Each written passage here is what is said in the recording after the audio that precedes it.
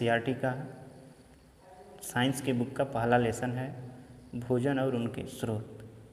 तो इसके बारे में हम इस लेक्चर में चर्चा करेंगे। भोजन यानी जिसको इंग्लिश में फूड कहते हैं, यह एक ऐसा पदार्थ है जो हमें स्वस्थ रखने के लिए ऊर्जा देता है। सभी जीवित प्राणियों के लिए विभिन्न कार्य करने के लिए ऊर्जा की आवश्यकता होती है। उन्हें भोजन से यह ऊर्जा मिलती है। भोजन सभी जीवित प्राणियों के लिए ईंधन का काम करता है। इसमें विभिन्न प्रकार के पोषक तत्व होते हैं। यह ऊतकों की मरम्मत और उसमें वृद्धि करता है, बीमारियों से बचाता है। भोजन की आवश्यकता हमें क्यों होती है? तो भोजन से हमें ऊर्जा प्रदान होता है। यह हमें वृद्धि और विकास में मदद करता है। यह किसी प्रकार की शरीर में क्षति हो जाती है उसको दूर करने में मदद करता है। यह शरीर के बीमारियों से बचाता है। अब जो है प्रश्न उठता है कि भोजन आता कहाँ से है? तो हम कई प्रकार के भोजन करते हैं। हमें भोजन मुख्य रूप से अगर कहें तो दो ही प्रकार से मिलता है, एक जंतुओं से या पौधों से। यानी शहद जो होता है यह पौधों के जड़ों के भोजन के रूप में पौधों के भाग यानी जड़, जैसे गाजर का तना, आलू अदरक का पत्ती, फूल फल बीज, जानवर जंतु उत्पाद जैसे हम अंडा, मछली, मांस, शहद, इस सब का प्रयोग करते हैं। पौधों के जड़ के ऊपर के भाग को प्ररोहर तंत्र और उसके नीचे के भाग को मूल तंत्र कहा जाता है। जहाँ से शाखाएँ या पत्तियाँ निकलती हैं उसे नोड कहा जाता है और दो तनों या पत्तियों के बीच के तने को इंटरनोड कहा जाता है। जड़ें दो प्रकार की होती हैं, प्राथमिक जड़ और जिसको मूल जड़ भी कहा जाता है और द्वितीयक जड़। भोजन का निर्माण, तो जो पौधे होते हैं वो भोजन का निर्माण कैसे करते हैं? सूर्य की गर्मी और प्रकाश के रूप में ऊर्जा की आपूर्ति करते हैं। यह पृथ्वी पर ऊर्जा का एकमात्र प्राकृतिक स्रोत है। केवल पौधे ही सीधे इस ऊर्जा का उपयोग कर सकते हैं। पौधे इस ऊर्जा का प्रयोग करके अपना भोजन बनाते हैं। पौधों की हरी पत्तियों में क्लोरोफिल नामक हरे वर्णक होते हैं। यह वर्णक सूर्य के प्रकाश को अवशोषित करते हैं। पत्तियां वायुमंडल से रंध्रों की सहायता से कार्बन डाइऑक्साइड लेती हैं, जिसे मिट्टी से पानी और खनिज को अवशोषित करती हैं। जो पत्तियों को भोजन भेजती है, पत्तियां सूर्य के प्रकाश, कार्बन डाइऑक्साइड, पानी और खनिज की मदद से पौधों के लिए भोजन संश्लेषण करती हैं। पौधे द्वारा भोजन की प्रक्रिया को प्रकाश संश्लेषण कहा जाता है। प्रकाश संश्लेषण पौधों को जीवित रखने के लिए भी भोजन की आवश्यकता होती है। वे प्रतीक्षा या दूसरे पर निर्भर नहीं रहते हैं जो उन्हें भोजन प्रदान करने। पौधों में एक विशेष तंत्र है जिसके साथ वे अपना भोजन तैयार करते हैं। इस तंत्र को प्रकाश संश्लेषण के रूप में जाना जाता है। पौधे प्रकाश संश्लेषण की प्रक्रिया के दौरान सौर ऊर्जा को रासायनिक ऊर्जा में बदलते हैं और ऑक्सीजन भी छोड़ते हैं। वे अपनी जीवन प्रक्रियाओं को पूरा करने के लिए ऊर्जा का उपयोग करते हैं और वे भोजन से शेष ऊर्जा को पत्तियों, जड़ों, तनों, बीज और फलों जैसे विभिन्न भागों में संग्रहित करते हैं। हम पौधों के इन हिस्सों को ऊर्जा और अन्य पोषक तत्व प्राप्त करने के लिए खाते हैं। जैसे एक होता है स्वपोषी और परपोषी। तो भोजन इन पर निर्भरता के आधार पर हम सभी जीवित प्राणियों को दो श्रेणियों में रखते हैं, एक तो स्वपोषी और दूसरा परपोषी। स्वपोषी वे जीव होते हैं जो अपने भोजन को प्रकाश संश्लेषण के द्वारा खुद बनाते हैं।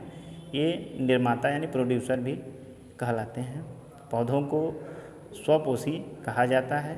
दूसरे होता है परपोषी, हेटेरोट्रॉफिक। अन्य सभी जीव जो अपने भोजन के लिए पौधों पर निर्भर होते हैं उन्हें परपोषी कहा जाता है। इन्हें उपभोक्ता, कंज्यूमर भी कहा जाता है, क्योंकि पौधों के उपभोग के बाद उन्हें अपने पोषक तत्व मिलते हैं। मनुष्य, जानवर और गैर हरे पौधे, नॉन ग्रीन प्लांट्स, इन सबको उपभोक्ता कहा जाता है। अगला जो हेडिंग होता है इसमें भोजन का स्रोत, सोर्स ऑफ फूड्स। तो अधिकांश भोजन जो हम पौधों और जानवरों से प्राप्त करते हैं, हमारे भोजन का मुख्य स्रोत पौधा और जानवर हैं। पौधों से प्राप्त भोजन, पौधों और उनके भाग हमारे भोजन के प्रमुख भाग होते हैं। ये अपनी आवश्यकता से अधिक भोजन का उत्पादन करते हैं। अतिरिक्त भोजन पौधों के विभिन्न भागों में संग्रहित किया जाता है, जैसे तना, जड़ आदि। ऐसे ही पौधों के इन भागों में भोजन होता है जो जानवरों और मनुष्यों द्वारा भोजन के रूप में उपयोग किया जाता है। हमें पौधों से अनाज, दालें, सब्जियां, फल, पेय पदार्थ, मसाले, तेल, चीनी और कुछ दवाइयाँ भी मिलती हैं। अनाज क्या होता है? तो अनाज भोजन का मुख्य स्रोत है, क्योंकि वे हमारी अधिकांश ऊर्जा आवश्यकता को पूरा करते हैं। कुछ महत्वपूर्ण अनाज जैसे चावल, गेहूँ, मक्का, ज्वार, बाजरा, जौ, ये ऊर्जा के मुख्य स्रोत हैं, जिसमें बड़ी मात्रा में कार्बोहाइड्रेट मौजूद होते हैं। दालें और फलियों भी हमारे शरीर के लिए महत्वपूर्ण हिस्सा हैं, क्योंकि ये प्रोटीन से भरपूर होती हैं। प्रोटीन हमारे शरीर के विकास में मदद करता है, जैसे चना, अरहर, लोबिया, मूंग, उड़द, मसूर, मटर, सोयाबीन इत्यादि। फल, फ्रूट्स क्या होता है? फल भी भोजन का एक महत्वपूर्ण हिस्सा होता है, क्योंकि वे विटामिन और खनिजों से भरपूर होता है। इन्हें बिना पकाए खाया जाता है। यह हमें विभिन्न प्रकार के रोगों से बचाता है। ये हमें तुरंत ऊर्जा भी देते हैं, जैसे सेब, खुबानी, शरीफा, खजूर, लीची, आड़ू, नाशपाती, तरबूज, ये सब फल के अंतर्गत आते हैं। सब्जी यानी वेजिटेबल्स, सब्जियां हमारे स्वास्थ्य के लिए महत्वपूर्ण हैं, क्योंकि वे फाइबर और विटामिन से भरपूर होती हैं। सब्जियों में पानी की मात्रा 70 से 90% होती है। ज़्यादातर पौधों के जड़, तना, फूल और पत्तियों को सब्जी के रूप में इस्तेमाल करते हैं, जैसे आलू, टमाटर, प्याज, गाजर, पालक, बैगन, पत्ता गोभी, करेला, लौकी आदि। ये सारी चीज़ें सब्जियों के अंतर्गत आती हैं। अगला जो है चीनी यानी शुगर, यह गन्ना और चुकंदर से प्राप्त होता है।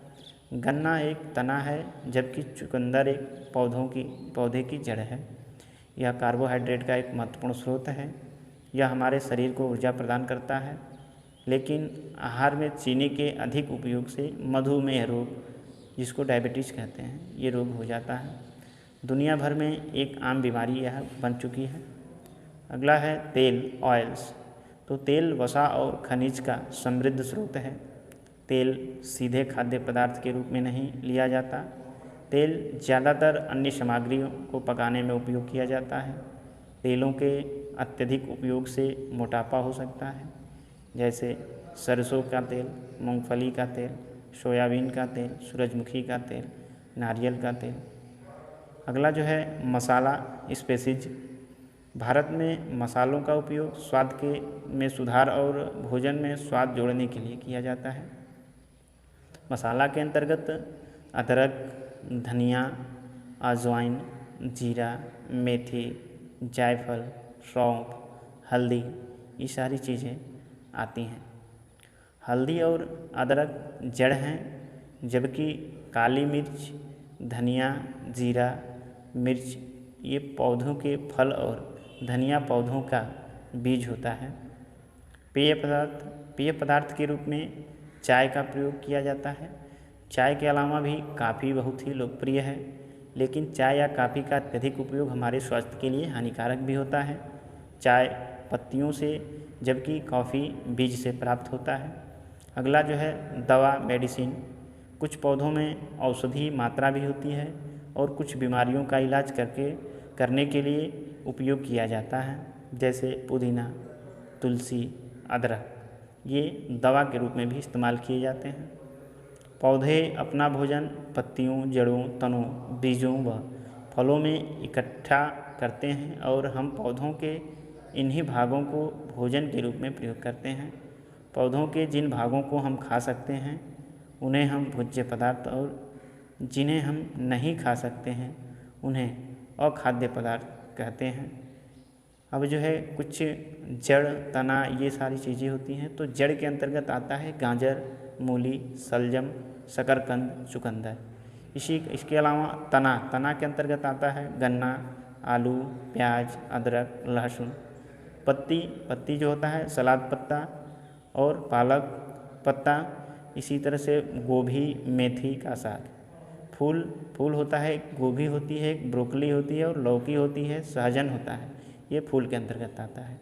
कली के अंतर्गत लौंग और कचनार आता है। बीज दालें, अनाज, जीरा, काली मिर्च, इलायची, ये बीज होते हैं। फल के अंतर्गत आम, अमरूद, संतरा, केला, सेब, ये सारी चीज़ें फल के अंतर्गत आते हैं। अब देखेंगे हम जानवरों से प्राप्त भोजन।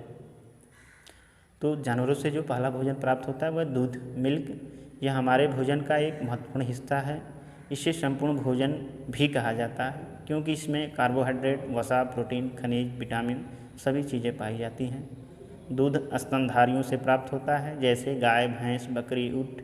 लेकिन गाय और भैंस का दूध ज़्यादा उपयोग होता है। दूध से बहुत चीज़ें बनाई जाती हैं जैसे पनीर, मक्खन, घी, दही आदि। अगला जो पदार्थ है वह है अंडा।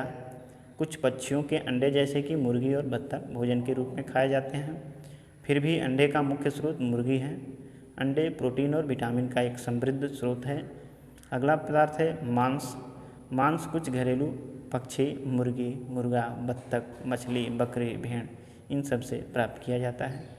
मछली पालन को पीसीकल्चर कहा जाता है। मांस प्रोटीन और वसा से समृद्ध होता है, खासकर मछली का मांस।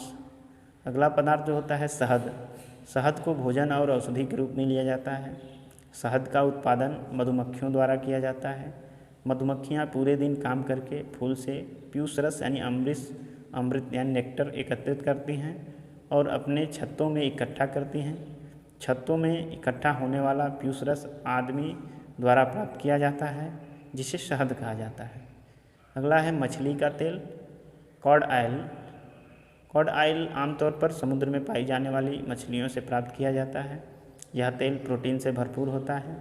कॉड लिवर ऑयल की गोलियों की दवा दुकान पर भी उपलब्ध होती हैं। कॉड एक प्रकार की मछली है जो कॉड लिवर ऑयल प्रदान कराती है, जो विटामिन ए का एक समृद्ध स्रोत है। दूध देने वाले पशुओं को दुधारू पशु कहा जाता है।